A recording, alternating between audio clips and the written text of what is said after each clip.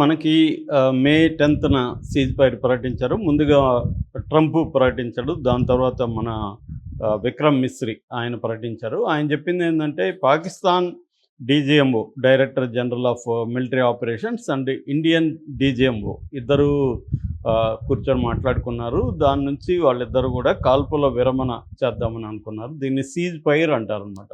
Cease fire అంటే ఫైర్‌ని ఆపడం, firing. So, అలాగా కాల్పుల విరమణ ప్రకటన అయింది అని ఆయన చెప్పాడు. బట్ కాల్పుల విరమణని పాక్ ఉల్లంఘించి మన గ్రామాల మీద అటాక్ చేసింది. అక్కడున్న సరిహద్దు ఎల్ఓసి దగ్గరున్న సరిహద్దు గ్రామాల మీద అటాక్ చేసి దాదాపు 66 మంది పౌరులు చనిపోయారు. మిలిటరీ వాళ్ళు కాకుండా. మిలిటరీ పర్సన్స్ కూడా కొంతమంది చనిపోయారు. మన మురళీ నాయక్ కూడా గోరంట్ల అబ్బాయి కూడా చనిపోయాడు, మనందరికీ తెలుసు. సో, ఇది పాకిస్తాన్ కూడా ఇండియా మీద ఇలాంటి ఆరోపణలు చేసింది. మేము సీజ్ ఫైర్‌ని ఉల్లంఘించలేదు, ఇండియానే ఉల్లంఘించిందని. ఏదేమైనా ఆ తర్వాత అయితే కాల్పులు ఆగిపోయినాయి. ఒక ప్రశాంతత అయితే కొంత నెలకొనింది. అయితే బార్డర్‌కి సంబంధించి ఇప్పటికి కూడా అనేక గ్రామాల ప్రజల్ని మిలిటరీ ఖాళీ చేసింది. ఈ ఖాళీ చేసిన గ్రామాలకి మళ్ళీ ఈ ప్రజలైతే వెళ్ళలేదు. వాళ్ళు ఎక్కడో వీళ్ళ కోసం ప్రత్యేకంగా ఏర్పాటు చేసిన క్యాంప్స్‌లోనే ఇప్పటికి కూడా ఉన్నారు. వాళ్ళ ఇండ్లు, వాళ్ళ పశువులు ఇట్లాంటివన్నీ కూడా ధ్వంసమైనాయి. అవన్నీ కూడా పునర్నిర్మించాల్సిన బాధ్యత ప్రభుత్వాల మీద ఉంది.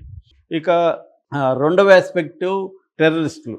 దాదాపు అప్పటి నుంచి కూడా టెర్రరిస్టులు ఇన్ఫిల్ట్రేట్ అవ్వడానికి ట్రై చేస్తున్నారు. అలాగే మనం మిలిటరీ, పారామిలిటరీ ఫోర్సెస్ కాశ్మీర్‌లో ఉన్న, ముఖ్యంగా సౌత్ కాశ్మీర్‌లో ఉన్న టెర్రరిస్టులను ఏరివేయడానికి ట్రై చేస్తున్నారు. ఆ క్రమంలో మొన్న 3 టెర్రరిస్టులను కూడా చంపారు.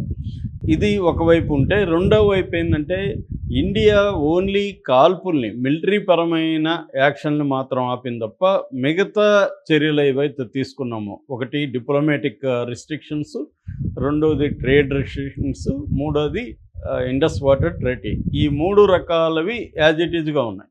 అందుకని ఇప్పుడు పాకిస్తాన్‌కి ప్రధానంగా ఏంటంటే ఇండస్ వాటర్ ట్రీటీ అబెయన్స్‌లో పెట్టడం వల్ల పాకిస్తాన్‌కి రావాల్సిన నీరు కంప్లీట్‌గా రావట్లేదు. కొంత కంప్లీట్‌గా మనోళ్ళు ఆపలేదు కానీ కొంతవరకు ఆపడం, తర్వాత ఫుల్‌గా ఆపి ఒక్కసారిగా వదిలి వరదల్ని క్రియేట్ చేయడం, ఇలాంటిదైతే ఇండియన్ ప్రభుత్వం చేస్తుంది. అట్లాగే వాటర్ సంబంధించిన ఇన్ఫర్మేషన్ని షేర్ చేసుకోవడానికి కూడా నిరాకరిస్తుంది ఇండియా. దీనివల్ల పాకిస్తాన్ రైతులు చాలా ఇబ్బంది పడుతున్నారు. ముఖ్యంగా 80% of the Pak agriculture depends on these reverse. So, అందువల్ల ఇప్పటికి కూడా వాళ్ళు పీస్ టాక్స్ని కోరుకుంటున్నారు. ఇప్పటివరకు ఏంటంటే ఇండియాకి పాకిస్తాన్కి మధ్య ఎటువంటి చర్చలు జరగలేదు. ఓన్లీ మిలిటరీ పరమైన ఒక ఒప్పందం జరిగి టెంపరరీగా సీజ్ ఫైర్, ఈ రోజు వరకు సీజ్ ఫైర్ ఉంది. కానీ సివిలియన్ లెవెల్లో, అంటే వాళ్ళ ప్రభుత్వ ప్రతినిధులతో మన ప్రభుత్వ ప్రతినిధులతో చర్చలు జరగలేదు. ఈ క్రమంలో మోడీ చాలా తీవ్రమైన వార్నింగ్ పాకిస్తాన్కి ఇచ్చాడు. ఒకటి, న్యూ నార్మల్సీ ఉంటుంది ఇక మీదట, పాత నార్మల్సీ ఉండదు.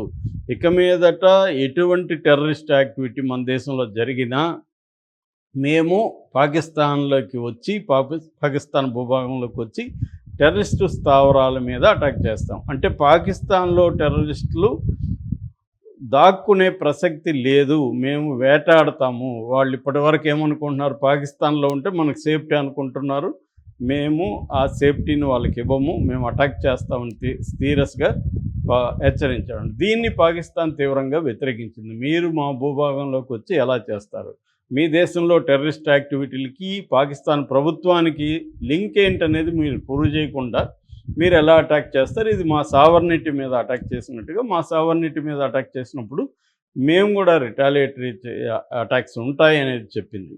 అట్లాగే మిస్ఇన్ఫర్మేషన్ లేదా డిస్ఇన్ఫర్మేషన్ మధ్య కూడా జరుగుతుంది. వాళ్ళు ఒకటి చెప్తున్నారు, వాళ్ళు ఏమంటున్నారో 5 ఎయిర్క్రాఫ్ట్ని మేము కూల్చేసామని చెప్తున్నారు.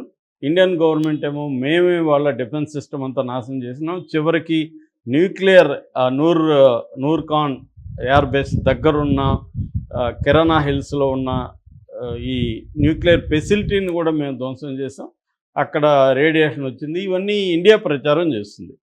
సో, ఈ నేపథ్యంలో ఈ రోజుతో కాల్పుల విరమణ అంతమవుతుంది. దీనికి ఇప్పుడు ఏం జరగచ్చు ఫర్దర్గా అంటే, ఒకటి, ఈ కాల్పుల విరమణని ఉల్లంఘించి పాకిస్తాన్ మళ్ళీ కయ్యానికి కాలు దువ్వచ్చు. ఎందుకంటే ఆల్రెడీ పాకిస్తాన్ హెచ్చరిస్తూ ఉంది. మీరు ఇండస్ వాటర్ ట్రెటీని కానీ అబియన్స్ని కానీ ఎత్తేసి రెగ్యులర్గా ఎప్పట్లాగా వదిలేకపోతే మేము దాన్ని యుద్ధ చర్యగా భావించి మేము అటాక్ చేస్తూ ఉంటుంది. కాబట్టి ఇప్పుడు కాల్పుల విరమణలో ఎటువంటి కండిషన్స్ లేకుండా కాల్పుల విరమణ. వాళ్ళు కండిషన్లు పెట్టలేదు, మనం పెట్టలేదు. ఆపుదామని అన్నాం. దానికి కారణం కూడా ట్రంప్, నేను వాళ్ళని బెదిరించాను, వాళ్ళకి ట్రేడ్ ఆపేస్తానని చెప్పాను, అందుకే వాళ్ళిద్దరు దారికి వచ్చారన్నట్టుగా ట్రంప్ లేటెస్ట్గా ప్రకటించాడు. సో ఏదేమైనా వేరే వాళ్ళ ఒత్తిడితోనే పాక్ అండ్ ఇండియా ఒప్పందానికి వచ్చిన అనేది ట్రంప్ చెప్తున్న ప్రకారం. కానీ పాక్ ఏం చెప్తుంది, ట్రంప్ వాళ్ళు మమ్మల్ని రిక్వెస్ట్ చేస్తే మేము ఒప్పుకున్నా ఉంటుంది. ఇండియా అసలు ట్రంప్ రోల్ గురించి ఇండియా అసలు కంప్లీట్గా రిజెక్ట్ చేసింది. అసలు ట్రంప్ రోల్ ఏం లేదు అనేది చెప్పింది అఫ్సెల్గా. కానీ అనఫ్సెల్గా మోడీకి సంబంధించిన మీడియా అంతా ఏం ప్రచారం చేస్తుంది, పాకిస్తాన్ రేడియేషన్ లీక్ అయింది, వాళ్ళ న్యూక్లియర్ ఫెసిలిటీ మీద మన వాళ్ళు అటాక్ చేశారు, దాంతో వాళ్ళు కలబేరానికి వచ్చి ట్రంప్ని రిక్వెస్ట్ చేశారు, ట్రంప్ మోడీని రిక్వెస్ట్ చేశాడు. మానవతా దృక్పథంతో మోడీ దీన్ని కాల్పుల విరమణకు ఒప్పుకున్నాడనే ఒక నెరేటివ్ని ఇండియన్ ప్రో మోడీ లేదా ప్రో బీజేపీ మీడియా ప్రచారంలోకి తీసుకొచ్చింది.